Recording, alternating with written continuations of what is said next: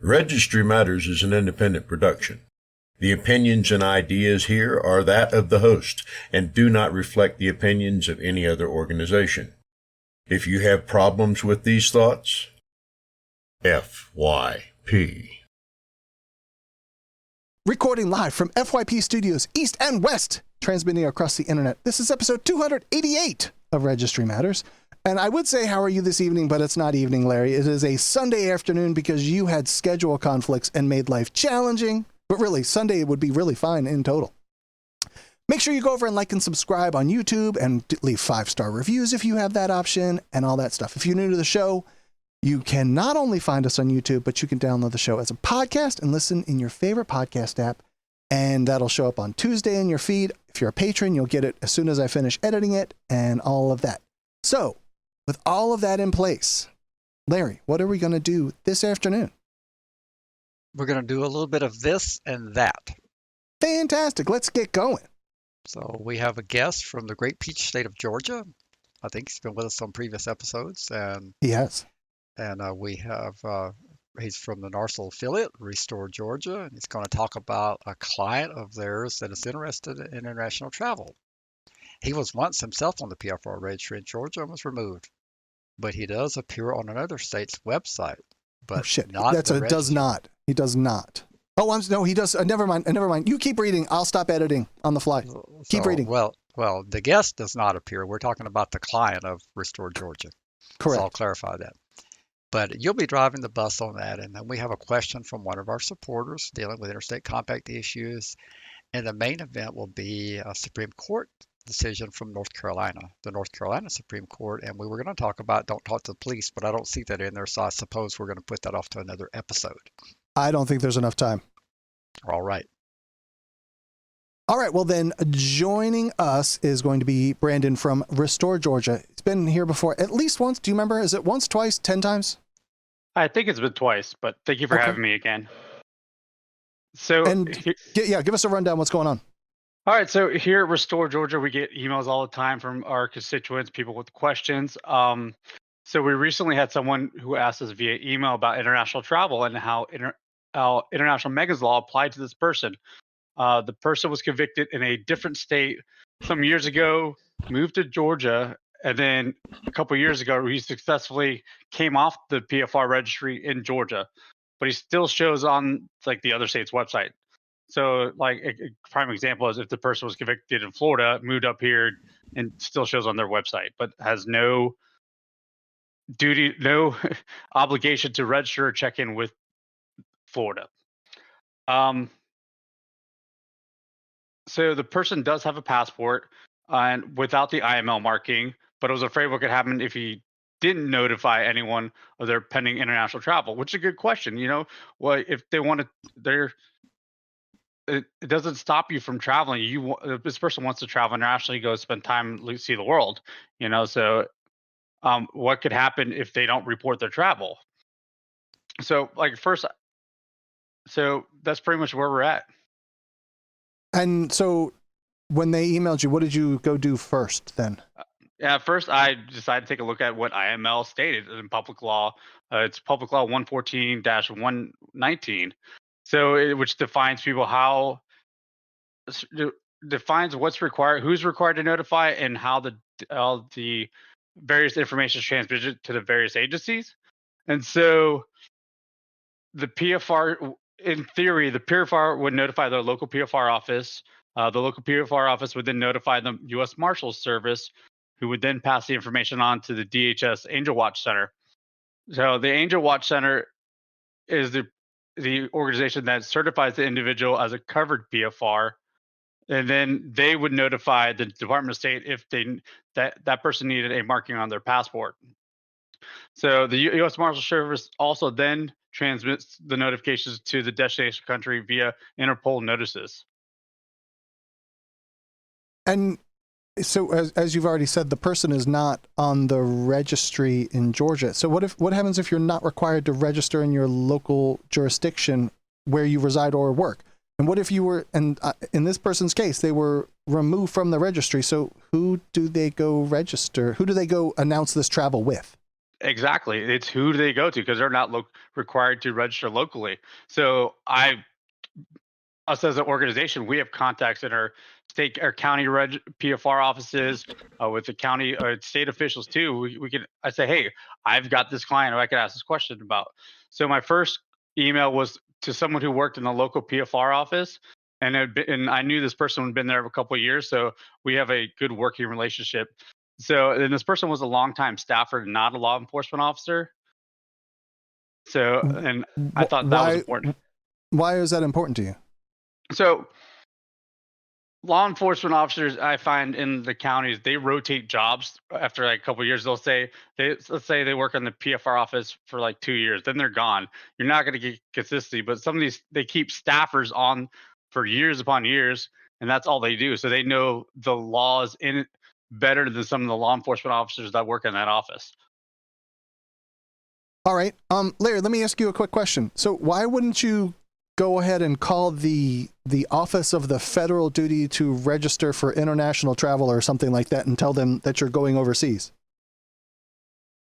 Well, I'm not familiar with that office of federal duty to register, but Sorry, I had to be snarky there. I couldn't resist.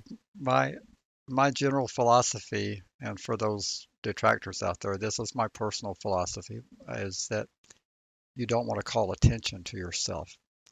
And if you've been registered in Georgia, for example, I would bet there's a good chance your passport was captured by the PFR registry in Georgia and scanned a long time ago. And it's probably already in that bureaucracy. But if somehow or another you escaped that and you never actually provided a passport to them, it's not in there. When you call any federal government agency, you're asking to have your passport flagged, in my opinion. I don't know how you could call, and I don't know how they could do any research if you didn't give them identifying information. They're going to ask you a little bit about your name, date of birth, and certain information. And if you're not flagged, you've just flagged yourself. So that's why I would not personally make that call. Yeah, that's what we do. We, as an organization, I don't mind making those calls on behalf of the persons, and even and for the phone calls, that the people I talk to are receptive to that. They understand that too. And so then, Brandon, why wouldn't you just call the normal law enforcement office? So like my methodology is trying to get answers from different sources, and so I like to I like getting the law enforcement answer. I also like to get the attorneys, some attorneys' interpretation as well, well as my interpretation, and find commonalities around, so we can make a good solid determination of what could happen. So, but like when I have a good, since I have a good working relationship with this staff member at my local county office, her response was she couldn't answer that question because she didn't know. She knew the person was removed from the registry requirements of Georgia, but convicted in a different state. And she gave me another number, which is to like the U.S. Marshals Service, with a phone number.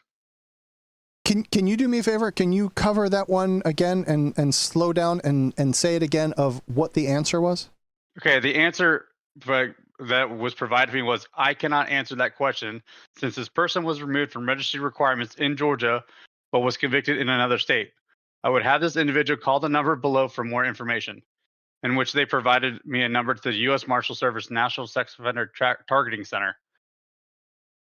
I'm wondering, does that mean that so there's no place in Georgia for this person to go register with? I mean, exactly. that is at least one part of this answer. Whether there is another office to go register with, that would be what would come next.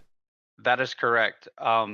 This person, like if this person tried to go report their travel, the local PFR office wouldn't be able to do anything with it. So the staffer's recommendation was, hey, call the U.S. Marshal Service and see what would need to be done, because they didn't really have an answer. This is going to start turning into a circle jerk of call this office, and then they tell you to call that office, and you end up back at the first office eventually. Yep. So then what happened after that? Did you happen to reach out to that 202 number in DC? Actually, I did. I called the number, press 1 for like international travel, and press 1 if you're representing a PFR or are the PFR. So I just pressed 1, left a voicemail, and said, hey, could you please call me back? I didn't explain the situation over voicemail. I just said, hey, just please call me back. But in the meantime, while I was doing that, I actually sent an email out to the Angel Watch Center, and I got an automated response, which is a pretty lengthy automated response, which describes out what the International Megan's Law is and what are the requirements.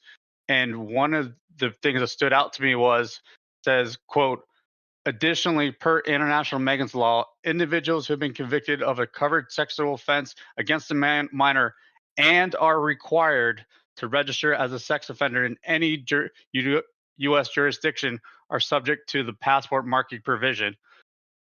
So this portion told me that there are two requirements if in terms of IML. You need to be you're convicted of a covered sexual offense against a minor and have to be required and are required to register as a PFR in any U.S. jurisdiction. And with the word "and" in there, that means Exactly. A and B have to be true before you have a marking on your passport. That is correct. That's a conditional statement. If 1 and 2, if either one of those two don't, this is what I was thinking at the time when I got the email back saying with this statement, if 1 or 2, well, it's got to be 1 and 2, not 1 or 2. So but then I waited for that phone call back for the U.S. Marshal Service, which came a day later after the email. Did you see the part where it says if you would like to self-identify? Yeah, exactly. Which if you wanted to, if you want to self-identify, you can. But I did not want to out this individual. I did not want to. I just wanted to get. I had questions. I didn't want to out this individual and flag this individual. So, Larry, would you? God, I don't even want to ask you the quote-unquote legal interpretation question, but would you interpret that the same way? Well, therein lies the problem here. I interpret it the way if it were going to be my skin on the line and are required to register. I interpret that to mean if you're actually actively required to register. Right. And or required is not the same as would be required. If this person were in those states, even though they may have a residual life of their previous registration information still carried on the register on that state's website, that is not a current duty to register, in my opinion. Now, my detractors, I am entitled to have an opinion. It's just not a legal opinion. But if you ask me if I would get a particular surgery, even though I'm not a surgeon, I can tell you, no, I don't think I would do that. My opinion is, as a layperson, that if you would be required to register in that jurisdiction and you were in non-compliance, that would apply to you. So if he were required to register, I think it's North Carolina we're talking about here, or Florida, whichever the two it is, if he were actually within a zone of being required to register and was choosing not to register, that would be one thing.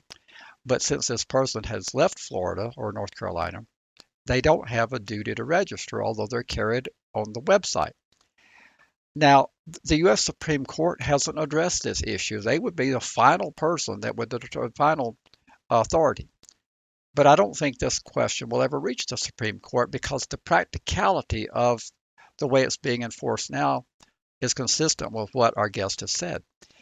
If you are not actively required to register, there you have no duty because you have no way to report it. There's no entity. In fact, in pre-show, the guest told us that they said if you come in here and try to report it, we will not take this report. We will not file it. We have nothing to do with it. Is that correct?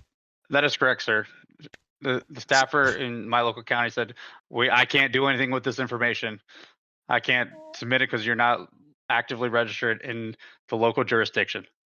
So I would believe that the practicality of trying to enforce it, the people, it's well known to the government who is required to register because two things happen. You're listed into the National Crime Information Center's system as an active registrant when an agency registers you. If you go non-compliant, you're still listed as an active non-compliant registrant. If you've been deregistered through a process, they deactivate that registration much the same way they deactivate a formerly active warrant. If they didn't deactivate a warrant, you'd be picked up every time you encountered the police, even though you've already been arrested, made bond, and been sentenced and served that time 12 years ago.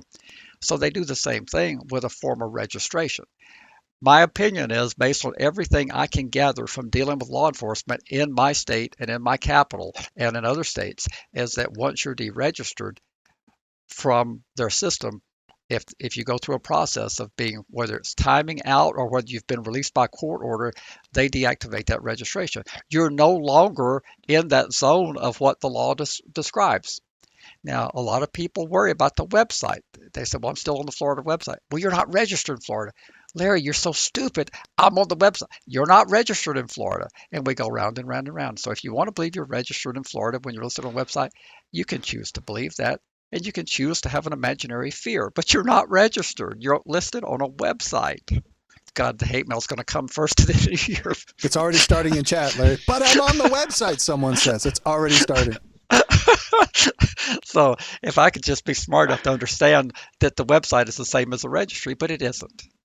And I get that everyone's fear about that. But then when I got the response back from the U.S. Marshal Service via phone call, and we had this conversation regarding this individual, and their response was, quote, if you do not have a duty to register in your local jurisdiction, then you do not have to report your international travel.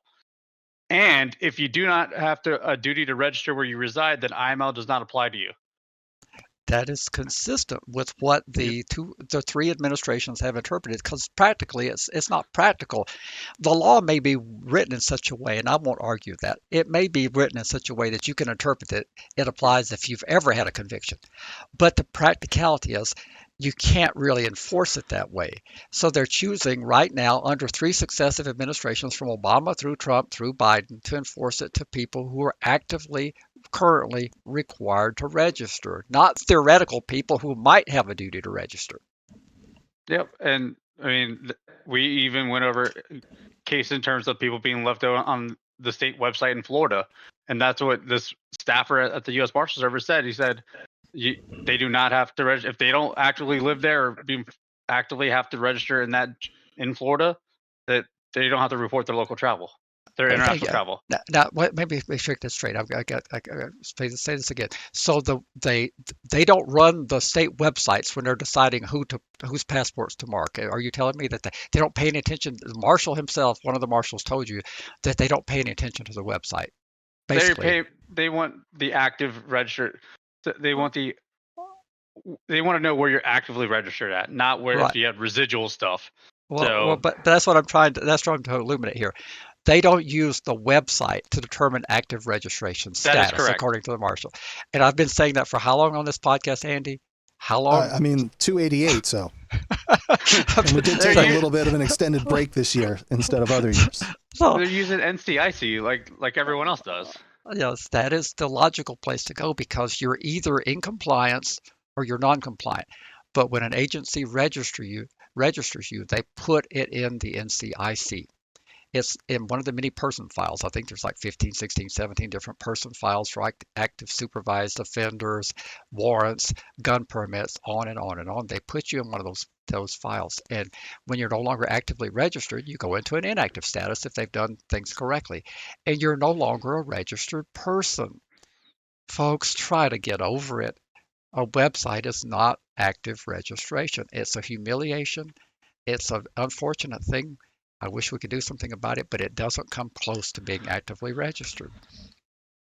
And I'll definitely follow up when this person comes back from the international travel and it shows you that nothing happened, So we'll give you those follow-ups. Say, hey, look, there's no fear. If you want to travel.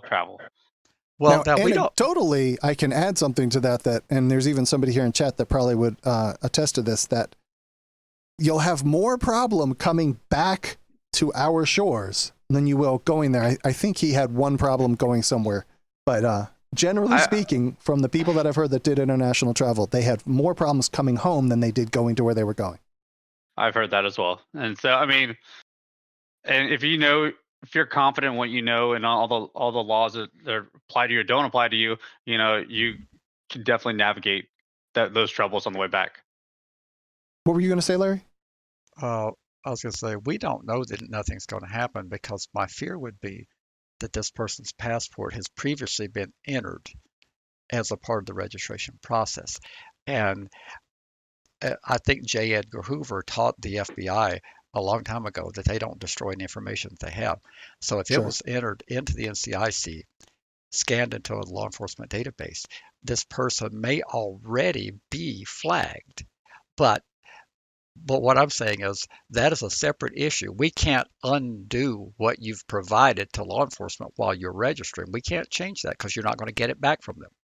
But what we can do is accept the fact that you're not registered and you're not covered. But that doesn't mean when you get back in the United States, if American law enforcement is dealing with you at reentry, they might still know that you were a former PFR and they may still rake you over the coals. We don't know that. Right. Right. Was there anything else in here that you wanted to cover, Brandon?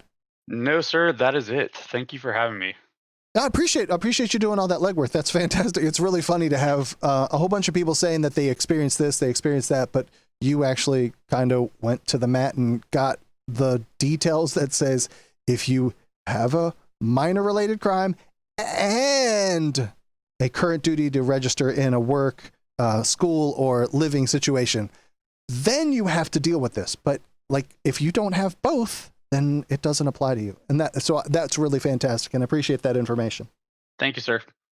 Thanks, buddy. Take care. I'll talk to you soon. All right, well, let's get rid of him, and we will move on to the actual good stuff, right? Oh, that was good stuff.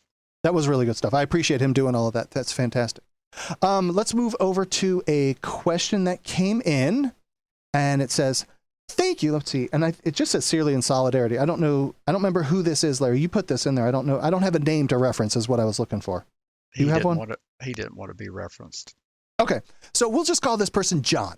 John wrote in and says, I thank you for the information you provide, especially useful the Illinois and West Virginia cases verifying a total ban on social media is unconstitutional under Packingham when a person has not committed a crime with a computer or the internet.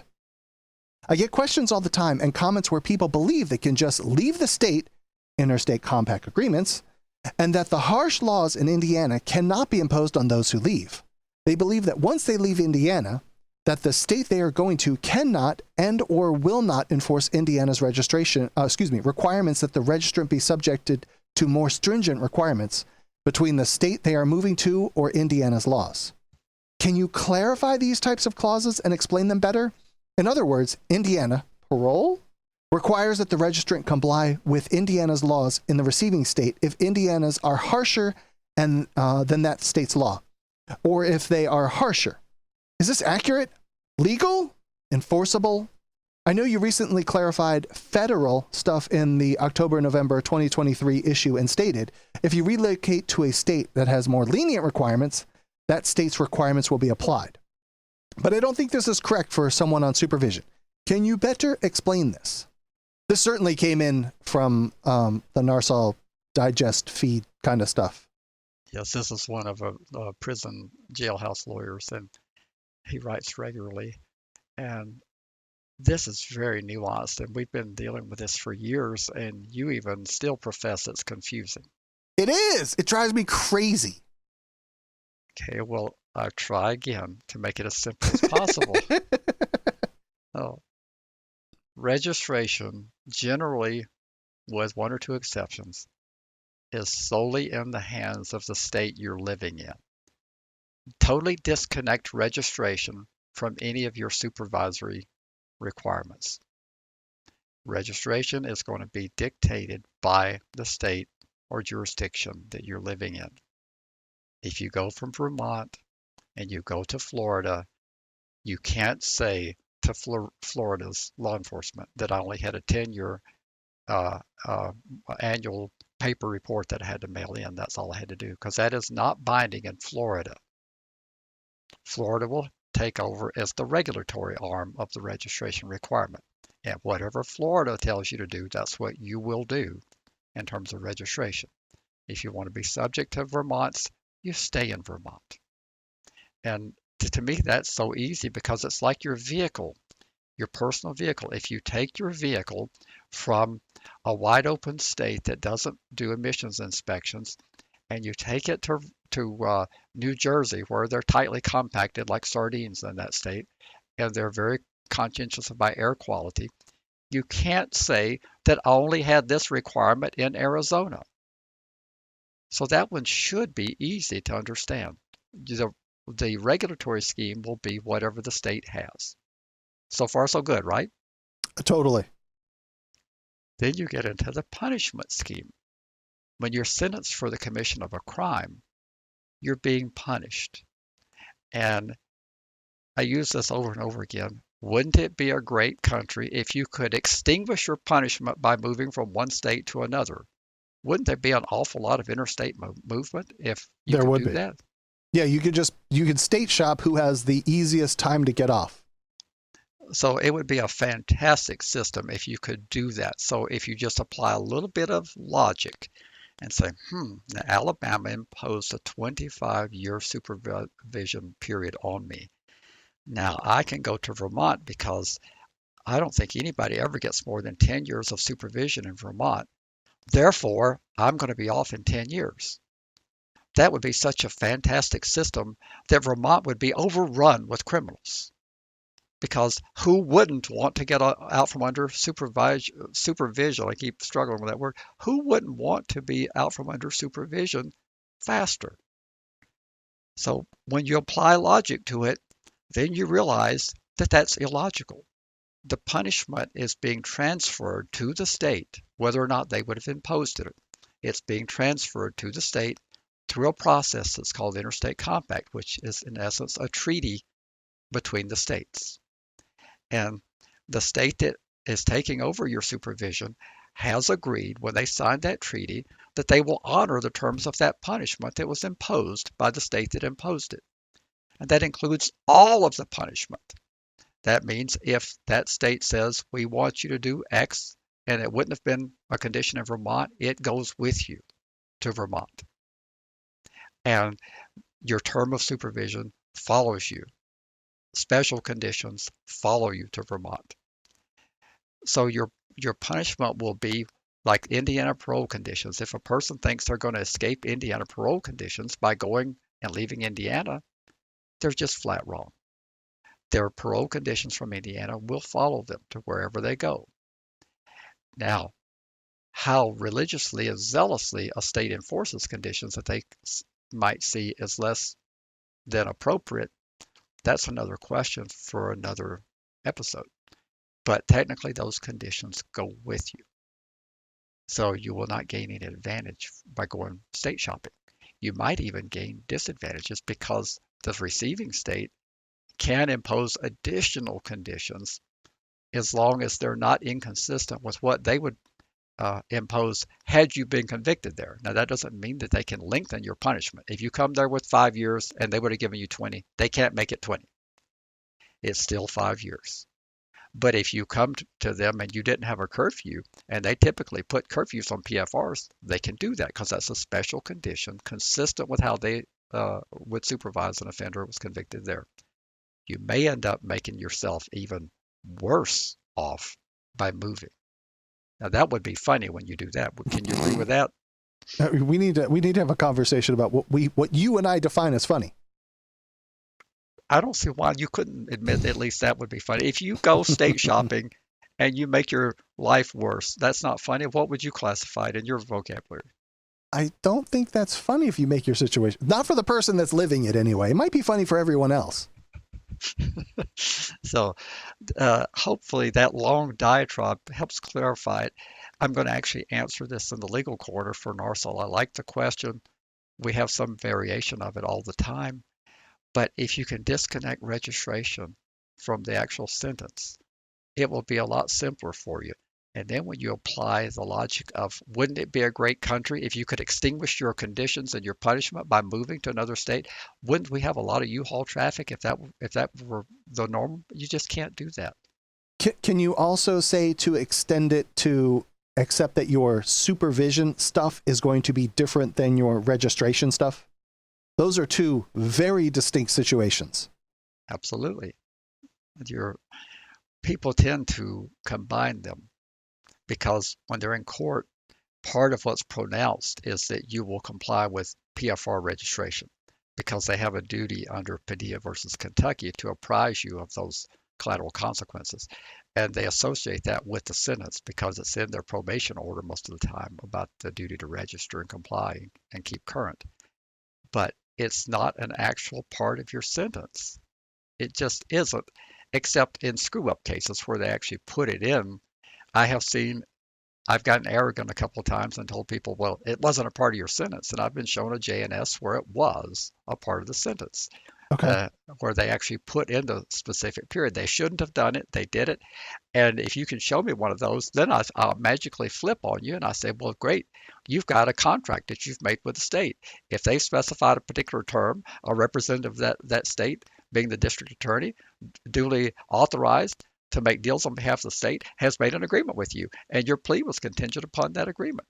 But most of the time, if you read it carefully, it's not a specific term. It says you're notified of your duty to comply with registration. That's what it actually says in 99.9% of the plea agreements that people say, well, the judge said I'd have to register 10 years. Show that to me. Maybe twice someone has shown that to me.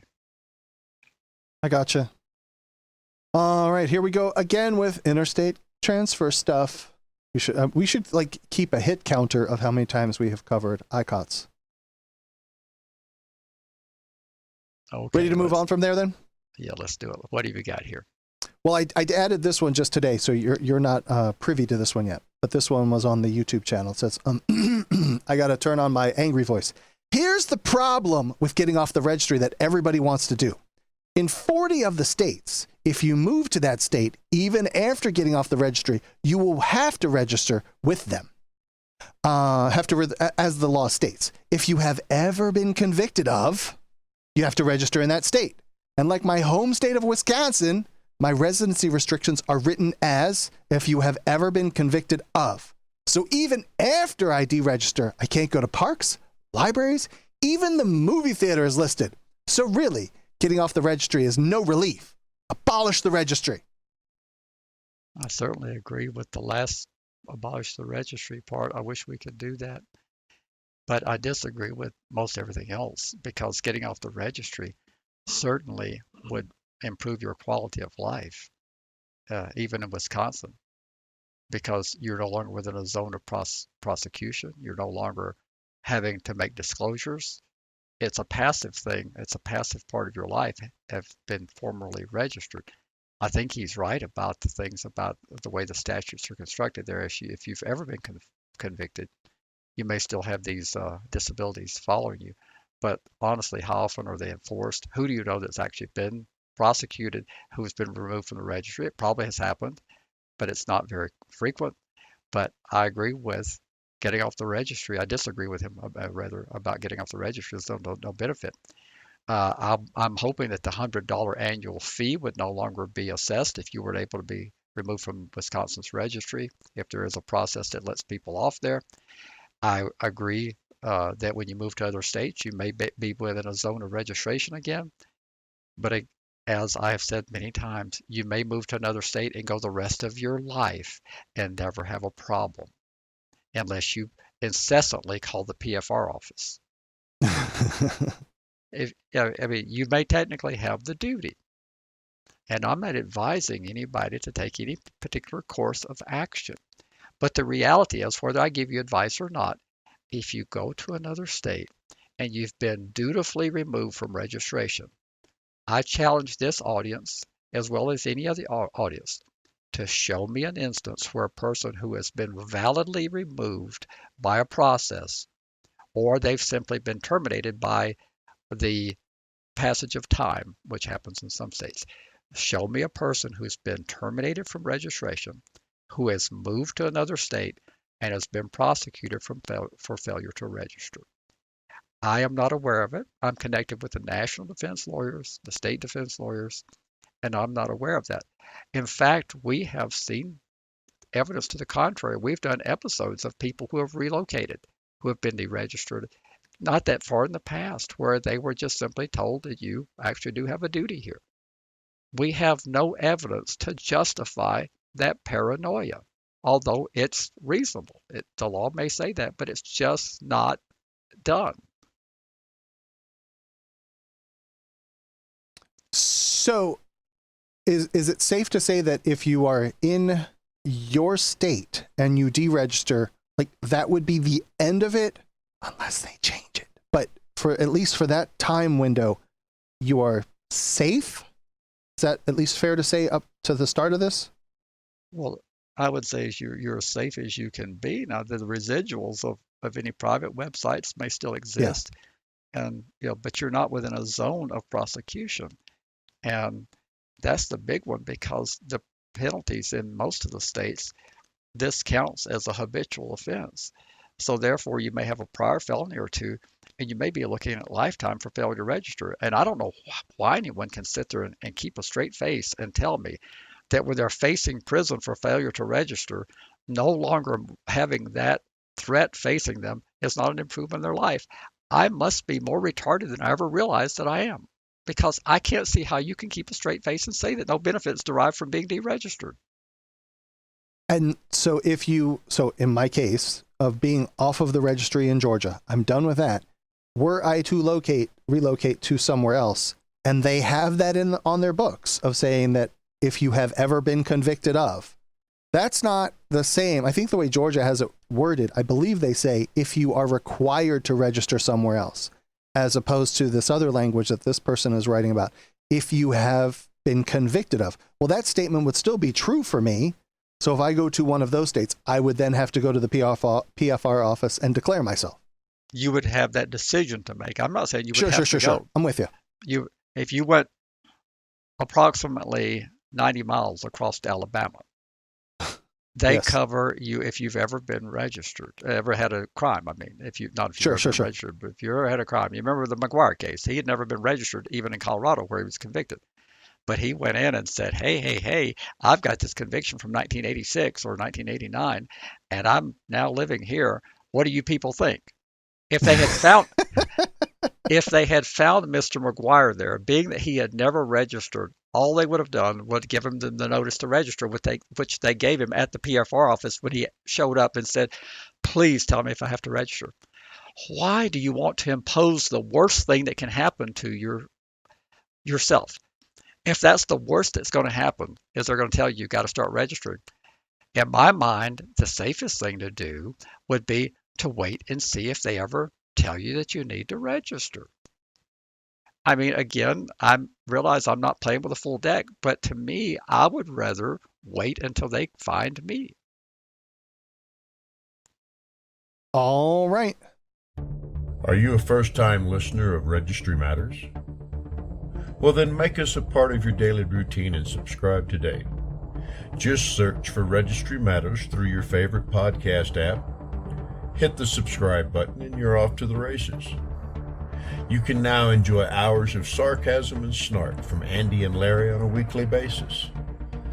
Oh, and there's some excellent information thrown in there too. Subscribing also encourages others of you people to get on the bandwagon and become regular Registry Matters listeners.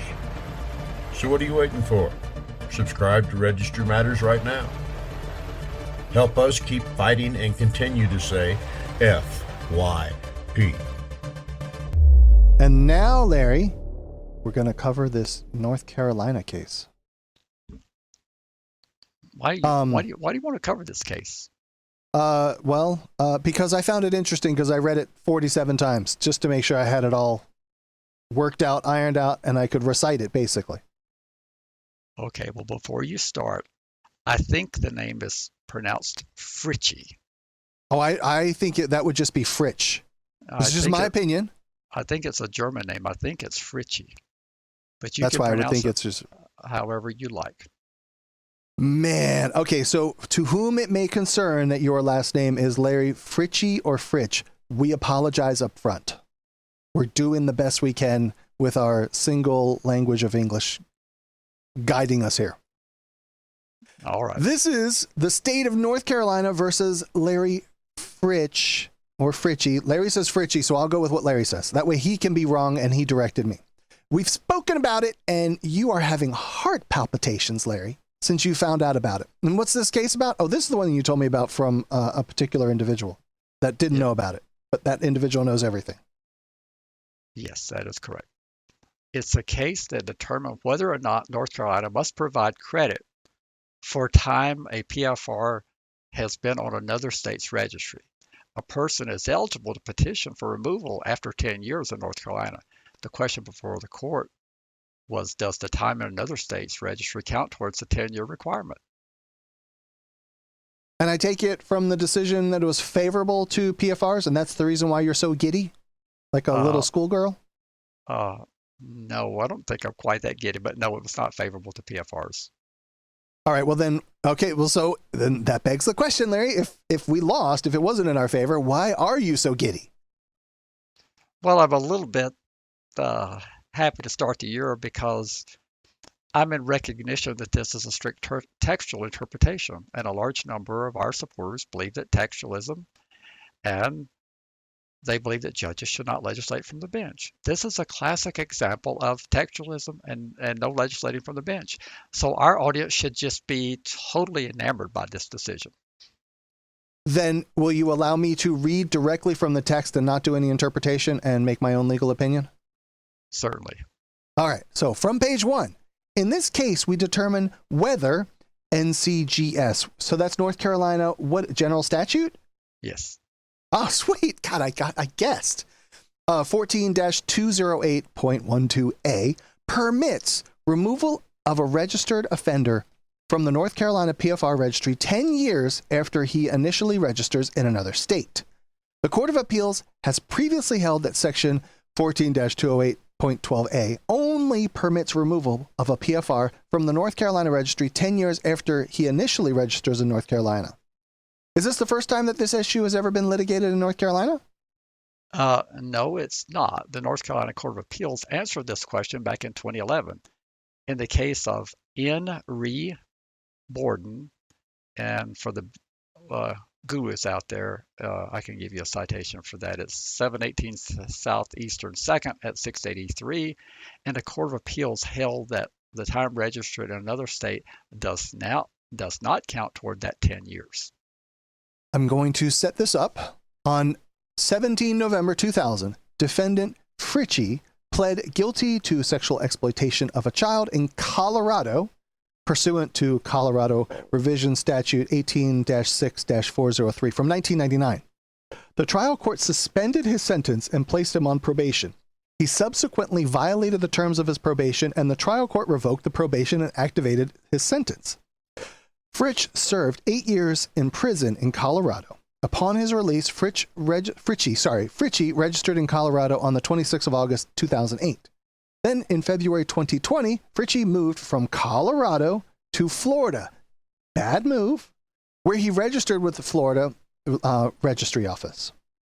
I'm guessing that life was less than ideal in Florida, so in October of 2020, which is only February to October, so 6-ish months, Fritsche moved to North Carolina. When Fritsche filed his petition for removal, when did he file his petition for removal in North Carolina? Well, funny you should ask that, because that may have been part of the problem for him. It's pretty obvious that he moved from the 2 previous states in order to find a pathway off the registry.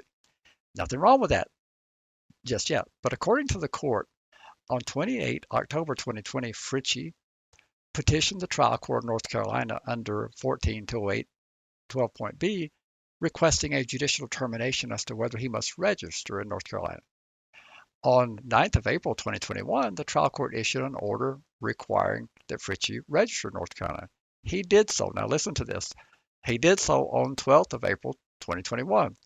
2 days later, on 14th April 2021, Fritsche filed a petition pursuant to the North Carolina removal process seeking termination of his requirement to register in North Carolina. Now, can you at least, you didn't admit the other one, can you admit that it's funny that he tried to get off 2 days later? I don't think that's funny, and I wish you would make a resolution in the new year to figure out what is and what is not funny. That's my New Year's resolution for you, Larry, and I'm gonna keep up with you. I'm gonna be your accountability partner for the year. Well, if he had come to me, I would have told him this was not a wise move. But go ahead. You're not going to admit that this is funny, so go ahead. Fritsche filed this petition almost 13 years after initially registering in Colorado. At the hearing on the petition, Fritsche argued that because 10 years had passed since his initial registration in Colorado, he qualified for early termination in North Carolina. Then, on the 7th of May, just a month later, the trial court denied Fritsche's petition. Relying on the Court of Appeals decision in re Borden, the trial court concluded that because Fritsche had not been registered in North Carolina for at least 10 years, he did not meet the requirements for early termination. So, shall I continue, or is that yours? I think it was a mistake here. Yeah, you can keep going. Okay, well then the Court of Appeals affirmed the trial court's denial of the petition. Like the trial court, the Court of Appeals relied on in re Borden in reaching its determination. Can you explain in re Borden, please? In that case, the defendant similarly sought early termination of registration on the North Carolina Registry. He argued that he was eligible for early termination because more than 10 years had elapsed since his initial registration in Kentucky. The Court of Appeals held that the plain meaning and purpose of NCGS 14-208.12.a requires that an offender be registered for at least 10 years in North Carolina before being eligible for early termination. Now, can you please admit, if we're not going to agree on what's funny, that this is a stupid decision? No, I cannot admit that. So, of course not.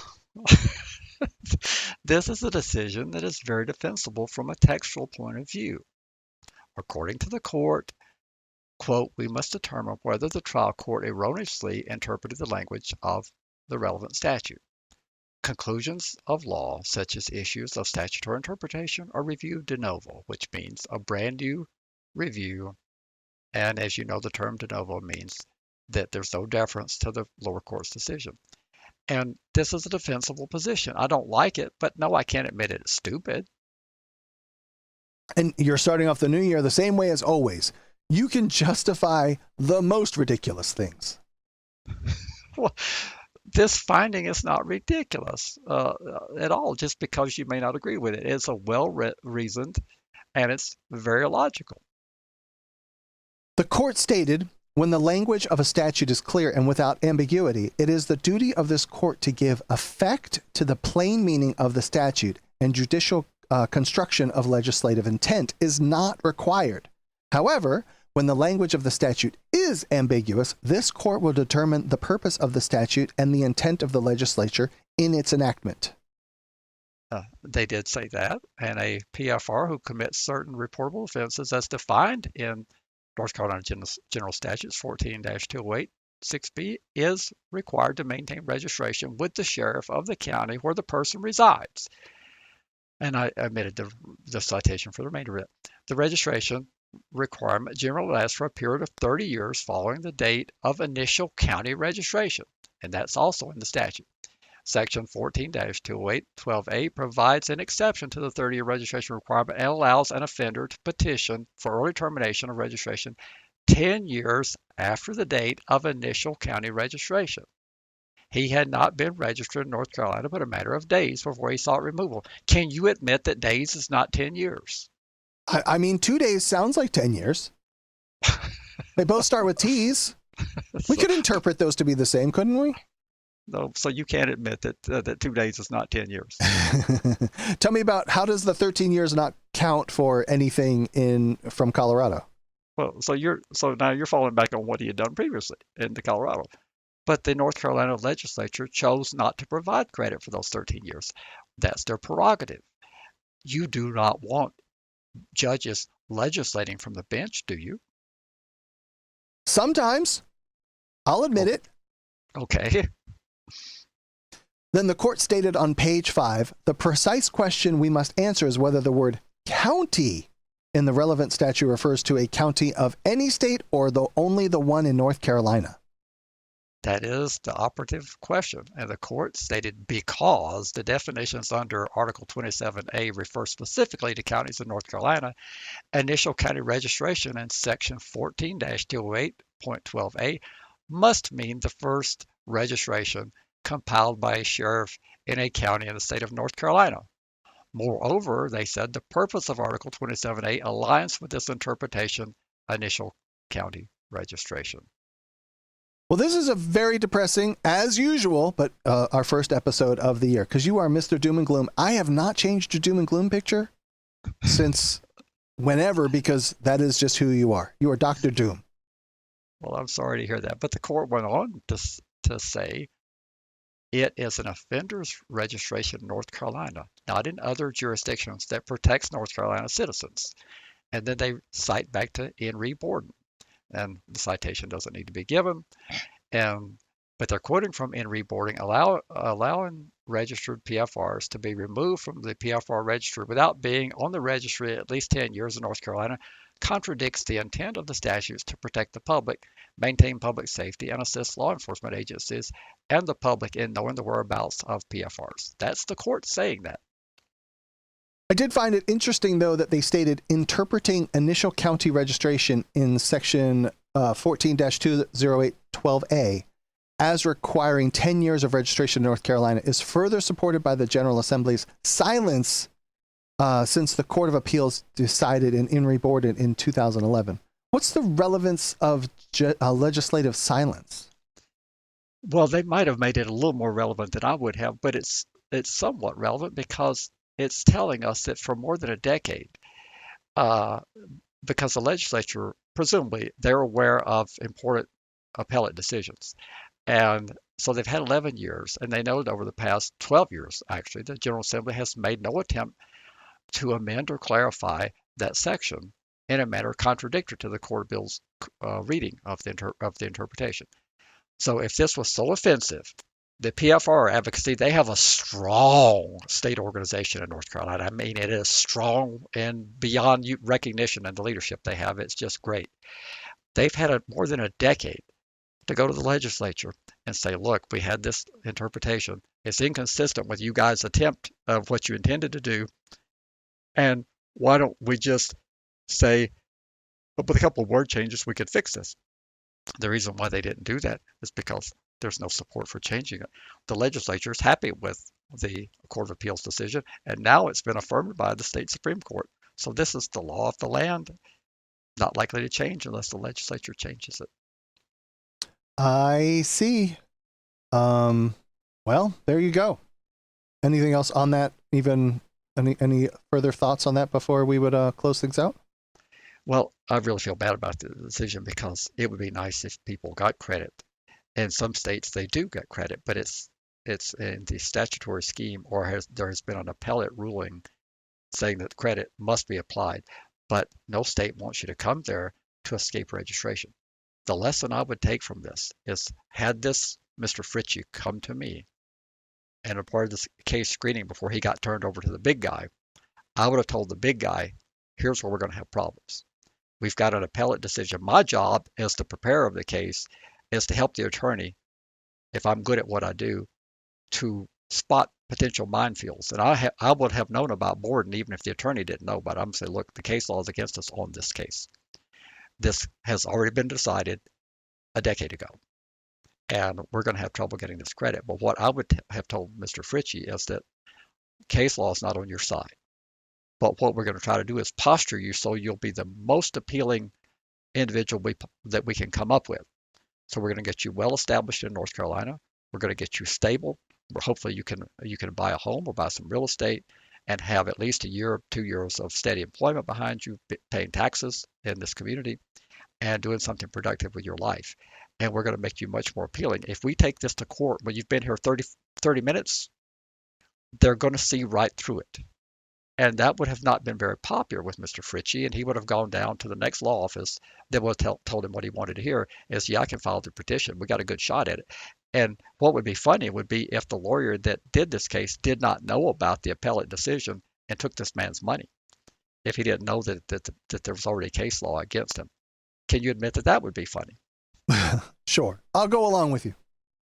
Well, that's what I find puzzling about our detractors out there. They criticize attorneys for being incompetent and for selling them out and for doing all these grotesque things. And then they turn around and say, well, because Larry and Andy disagree with attorneys, they shouldn't have the right to say anything. You can't have it both ways. Either attorneys are fantastic and they know it all, or they deserve to be questioned and second guessed. And most professionals, if you go to a medical doctor, it's kind of strange. They tell you to go get a second opinion. Right. Have you noticed Totally. that? Yeah, they I tell do you to know go, that. yeah, they go tell you to go second opinion. Yeah, I work under the direct supervision of a very qualified attorney. Everything that I say, within reason, not everything, but most everything that I say has been vetted. We've talked about it. The attorney is comfortable with my stance on everything. And I find it amazing that they say that because Larry disagrees with an attorney, he shouldn't be allowed to speak. That I think a man named Trump contradicts that. He says that he shouldn't be silenced. I don't think I should be silenced either. I'm inclined to agree with you. So So tell me then, Mr. Not attorney person, why are attorneys so different than doctors in their stance on going to get a second opinion? I wish I could understand that after more than 2 decades doing this. They seem to be very opposed to having second opinions. Most are, not all, but many are very opposed to that. And I don't understand why. Because if I had the license, I would say this is merely a practice of law. We have no guarantees, and you may go out and talk to another attorney that may tell you something different. And I won't discount what that attorney says. My experience is based on my experience. That attorney may have a different outcome based on his experience, may expect a different outcome. But I do not know how you could take this person, Mr. Fritsche's money, and not have told him. Now, I don't know that he didn't tell him, but if he didn't tell him that this is a very bad case for us to take up, if he didn't do that, in my opinion, that is not very ethical. You think it's arrogance on the part of the attorneys to not try to do the second opinion kind of thing? Ego, maybe, yeah, could be, but yeah, I would want you to get a second opinion, I think. And when you come back and say, attorney such and such told me this, I'd say, well, you're going to have a choice to make. You're going to have to decide who you're more comfortable with in terms of articulating on your behalf, your mouthpiece, and who you think can do a more thorough job.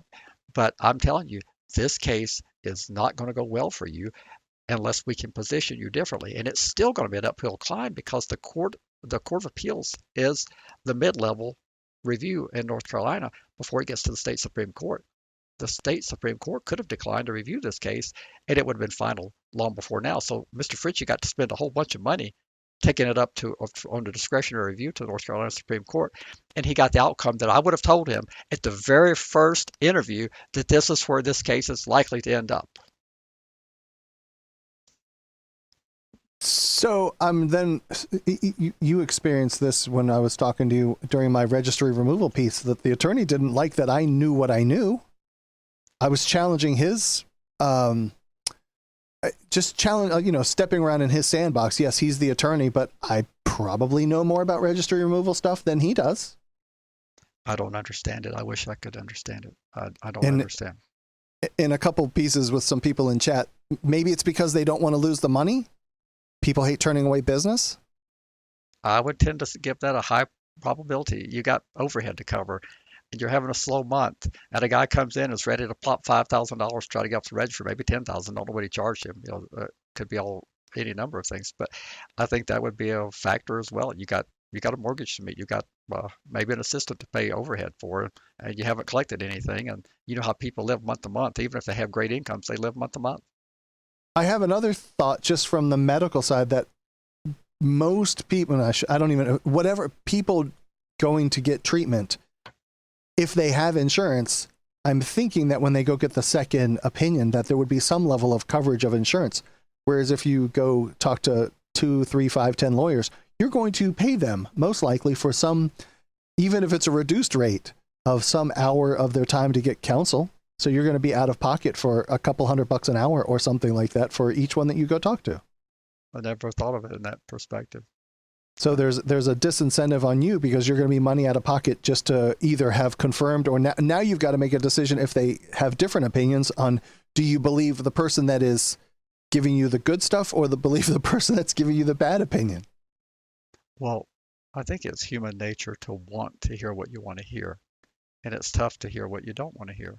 Me too. I don't like hearing what I don't want to hear. And I've argued with medical professionals and I've told them that they were wrong. And sometimes I've proven them wrong. I think I've told you about various teeth issues, and I know a little bit about dentistry, enough to be dangerous because I managed property for a dentist many, many decades ago. And I was told that I needed to extract a tooth. And I said, no, I don't need to extract that tooth. It's going to stabilize. And he said, not likely at your age. I was 30 something and I had a bicycle accident. And I said, well, I happen to believe I'm fairly healthy and I happen to believe it may stabilize. And I'm not going to take your advice. I'm going to follow my own advice. And when it stabilized, the guy's name was Dr. Phil Cook, and he said, you have proven us wrong. He said, I have never seen one do what your tooth did. I said, but now you've seen it. And And so that's why they're always practicing. that is correct. And that's why I'm not a roofer. I'm not a construction. I don't have a construction license, but I can look at your roof. I can see the sheetrock falling. I can see the deterioration. I can feel the shingles crack when I pick up one, and I can tell you, in my opinion, you need a new roof. I gotcha. Well, is there anything else you would like to talk about before we head out? Happy New Year, everyone. That'll be the first thing I say. Well, I think that we've done enough for damage for today, so we're ready for next week. We're going to be back in routine mostly from here on in till the next round of holidays, I hope. I believe so. Well, thank you, sir, very much for all of this. Yeah, I didn't think that we were going to have time for that video that you wanted to put in here, and it works out. Here we are at an hour. Well, again, thank you, sir. I appreciate it. I hope you had a good, happy New Year. I hope everyone had a good New Year, and we will talk to you in another week. Take care.